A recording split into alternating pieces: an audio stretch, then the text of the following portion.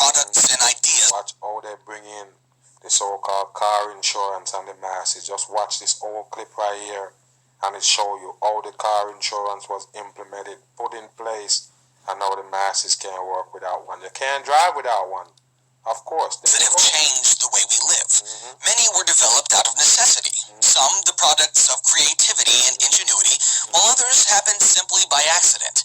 In this episode of Rearview Mirror, we tell the story of how one of our daily essentials came to protect us. The history of car insurance. As you can see, a Freemason eagle right there, of course, it show you American Mutual. National.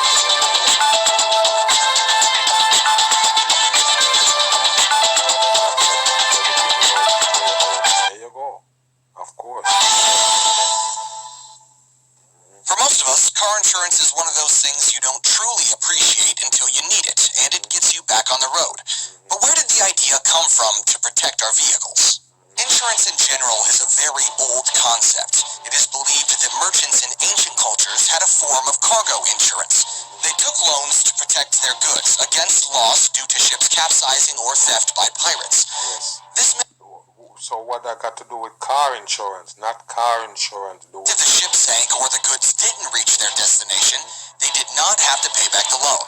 From there, the idea of paying to protect goods and assets grew. In fact, Benjamin Franklin is credited with first offering insurance to help homeowners with losses from... Of course, it was gonna be a satanic puppet that bring it to the masses. Of course, no doubt about it. Another puppet here to bring a part of the New World Order they got set up for the masses. Fire. Fast forward to the advent of the automobile. 69 on the license plate, all by design. Of course, no doubt it. In the early days of driving, driver's tests or training didn't exist, and roads were not as safe. To drive, one only needed to purchase the machine. Naturally, this led to the birth of the traffic accident. It was Gilbert L. Loomis who, after building himself a basic motorized vehicle, decided he needed some sort of protection if some... All by design. They planned this one right here to put in the car insurance. You get it? Everything they got, they do it by design. Because guess what?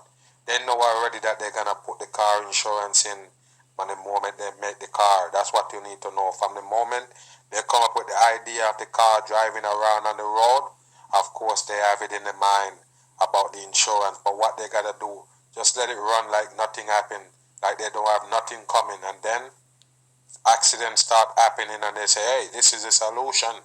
You need insurance to pay for other people's car, just in case you hit him. There you go. Were to happen while he was driving. In 1897, he purchased the first policy that covered him in the event he hurt someone. Yeah, but who did you buy it from? You can't buy it if it don't exist. So you know, you can't fool the people with me around. The insurance place was already there. The insurance was already there. That's why this guy can be able to purchase it. You understand? He didn't put it together and say, okay, now I'm going to purchase it. It was there. That's why he purchased it. You understand? So I told you already, once they create this car, they have it in mind for the insurance. But they just got to implement it on the people. That's how they do it. Let them drive around free for a little bit, and then they bring it in. That's how they do it. That's or cause damage to their property. While it was technically a horse and carriage policy, it is generally considered the first auto insurance. The stage was set, and as automobiles became more commonplace, so did the need for protection and policies. Exactly. Companies used marine and fire insurance, as well as their early horse and buggy Yes, and if you ever check your insurance, all the complication that comes with it, I told you, they keep on adding and adding and adding until the insurance is where it's at right now. Of course, no doubt about it. Tracts as a guide for this new insurance. The first two states to make laws related to car accidents were Connecticut and Massachusetts in the 1920s. Connecticut's 1925 law required vehicle owners to prove financial responsibility after their first collision. This meant drivers involved in an accident that caused injury or property damage more than $100 were required to demonstrate financial responsibility at a minimum level of $10,000. While the law allowed several ways to meet this requirement, the best way was insurance for at least that amount. Massachusetts required automotive liability insurance as a prerequisite to vehicle registration. Today, All 50 states require some form of auto insurance for automobiles. Of course, all of them. What do you think? Just as cars have become more sophisticated over the years, so has auto insurance. Today, auto insurance includes everything from collision and underinsured motorist coverage to medical expenses. And don't worry about it, they also have insurance for when your car breaks down. It's the same damn shit. Not in an accident, a crash, or any event, but yes, your engine shut off, your gear, your transmission went out. Yes, they also have insurance for that. They let you pay every month for that so-called warranty. Of course, it's the same damn thing you're paying for. Of course, insurance Resulting from an accident to rental car coverage that helps you keep going while your car is being repaired. The original auto policy writers also likely never imagined all the factors that go into modern policies, such as age and gender of the driver, where the car is parked overnight, the type of car being driven, credit scores, and driving record. Yes, and I told you right now in these times, even if you say for instance you have car insurance and then you say, okay, I don't have no car right now, but you still have to keep an insurance because they're gonna charge you for that suspension, that time when you never was using it. You understand? If you don't have insurance for 2 years, yes, and you're ready to get insurance, they're gonna charge you for that time when you never have insurance. You got it? Even though you don't have a car. Today, there are more than 253 million cars and trucks on U.S. roads. Some of the most common 253 million, you get it? And how much million they say in America? 300 and change? I told you the cars is more like the same amount of people on this earth, no doubt about it. Claims are the result of fender benders, animal collisions, and theft or vandalism. Cars. This is dumb shit right here. Why they make so many cars, people? You ever ask yourself that? Why they putting all these cars? You never get it. It's too much cars. No doubt about it. People can't drive that much car.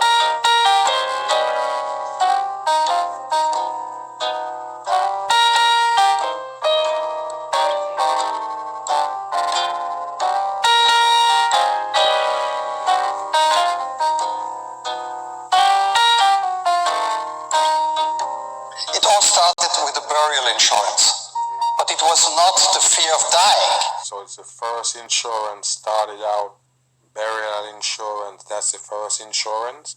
Let's listen. That prompted the creation of the first insurances in human history, but the fear of a too modest funeral. Yes.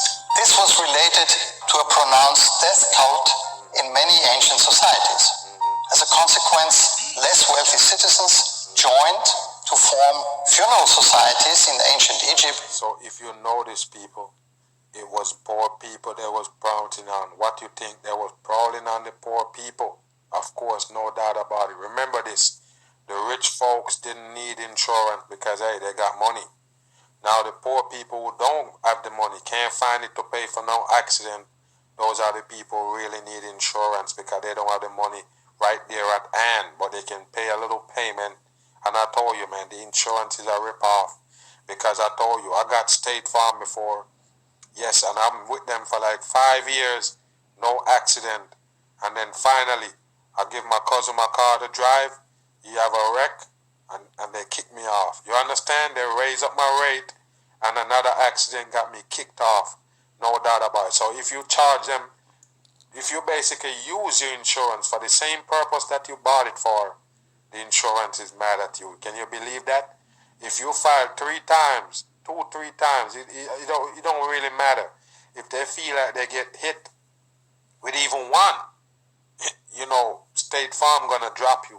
I don't know about the rest of them, but I know for sure State Farm drop you if you have a certain amount of accident on your record because they call you a liability. Now, that's what the insurance was made for. That's why you purchase it. So when you're in a wreck, they're gonna take care of it. So if you're running for 10 years and you don't have no hit, of course they pile up all your money right there, but they don't like to pay you back. That's bullshit. As well as in Greece and the Roman Empire.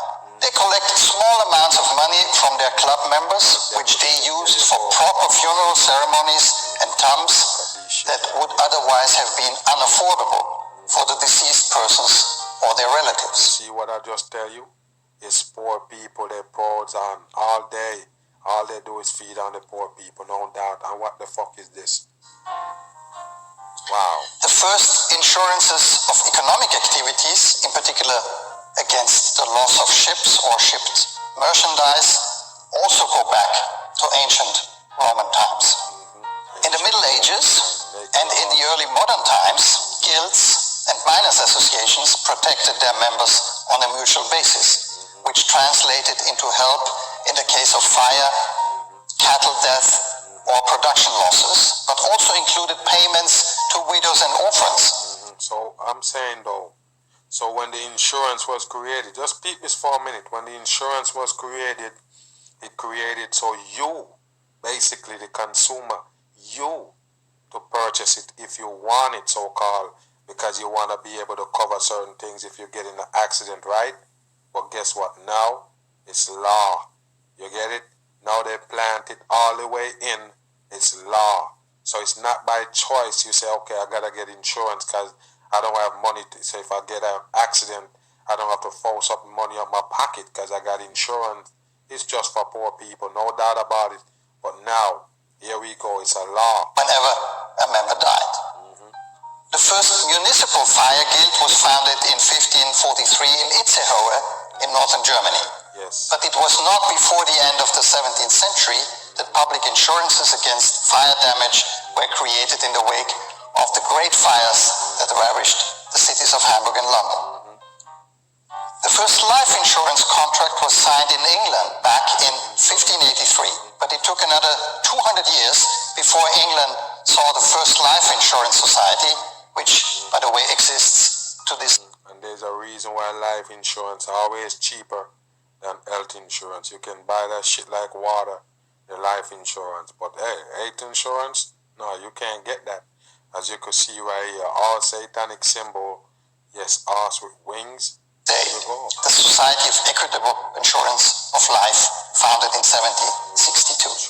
It relied on mortality tables that showed death probabilities by age and sex, which in turn determined the premiums to be paid by insured persons. At the turn of the 18th to the 19th century, the modern insurance industry developed in Europe and North America. It based its success on increasingly better statistical data, actuarial models, and better information about risk causes. At the same time, population as well as the number of households and companies was on the rise, which increased demand for protection against a wide range of risks. All housing insurance, car insurance, all insurance is a scam. That's what you need to know. It's all a scam.